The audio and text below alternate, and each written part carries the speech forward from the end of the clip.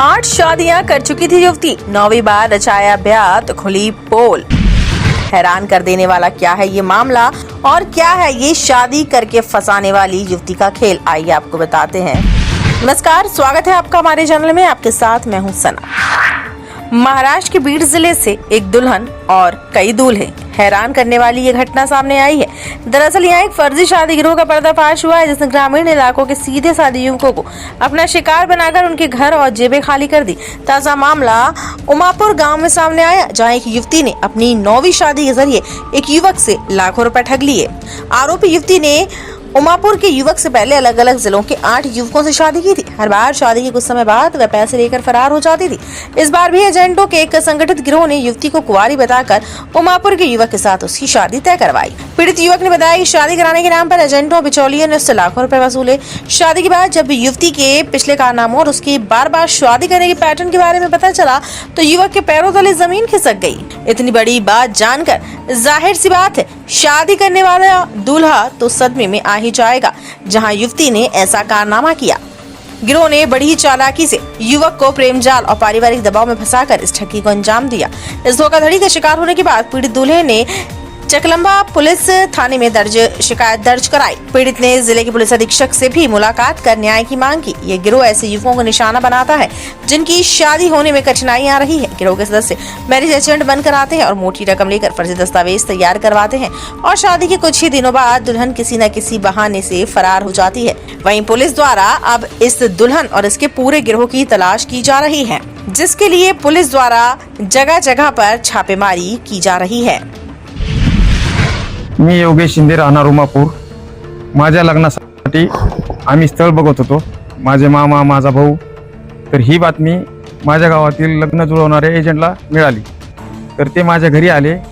ते मला बोलले, माझ्या मामाला बोलले, माझ्या भावाला बोलले की आमच्याकडे एक मुलगी आहे बिना लग्नाची, तर त्यासाठी तुम्हाला 3.5 लाख रुपये द्यावा लागतील। तर त्यांनी हो नाही करत 3 लाख रुपयामध्ये डन केले। 3 लाख रुपये त्यांनी कॅश घेतले, काही फोन पे, 1 लाख रुपये कॅश, 2 लाख रुपये फोन पे, आणि एक 3 दिवसांनी लग्न करू म्हणून त्यांनी मुलगी आणली। 1-2-3 दिवसांनी उमापूर येथे उमादेवी मंदिरात माझं लग्न लावून दिलं।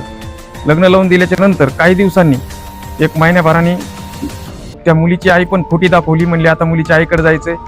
नंतर त्यांनी खरी आई दाखवली, म्हणजे त्यांचं कुठलाही एकदम खोटा विश्वास, म्हणजे विश्वास कुठलाही ठेवण्यासारखं त्यांच्यावर नाहीये। ही जी टोळी आहे, ह्यानंतर त्याच मुलीने परत आम्हाला दाखवलं की माझे 8 लग्न झालेले। तिने स्वतःहून आम्हाला दाखवले, कारण की ती 1-2 महिन्याच्या नंतर निघूनच जाणार होती। तिला असं काय जाता आहे ना, त्यामुळे तिने सांगितले आम्हाला की माझे 8 लग्न झालेले। तिने स्वतः आम्हाला प्रूफ दाखवले। प्रूफ दाखवल्याच्या नंतर हे त्याचा प्रूफ, हे जे 8 लग्नाचं आहे ना, हे 8 लग्नाचा तिचा प्रूफ, हे 8 लग्नाचा प्रूफ।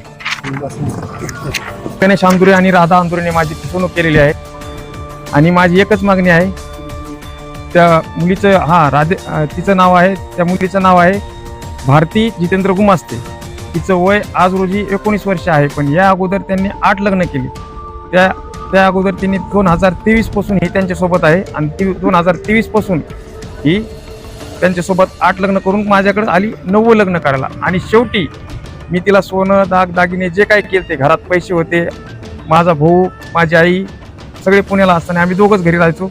तर ती शेवटी यांनी ओढून नेलं तिला, आणि माझ्या घरातले 80,000 रुपये रोख आणि जे काय सोनं, दागिने होते 6 ग्रॅम, ते पूर्णपणे घेऊन गेले। माझी एकंदरीत 9 लाखाची फसवणूक झाली। SP साहेबांकडे माझी एवढीच मागणी आहे की माझे हे गेलेले पैसे मला परत मिळावे, आणि मला न्याय मिळावा, की यांनी सजा द्यावी, यांचे जे काय कार्य केले यांनी। माझी मागणी अशीच SP साहेबांना की जी माझी फसवणूक झाली ही आणखीन इतराची होऊ नये, आणि ही जी बीड जिल्ह्यामध्ये किंवा इतर जिल्ह्यामध्ये जी टोळी ही सक्रिय झालेली आहे, यांना जेरबंद करावा, यांना आग घालावा, माझी एवढीच मागणी आहे। योगेश शिंदे।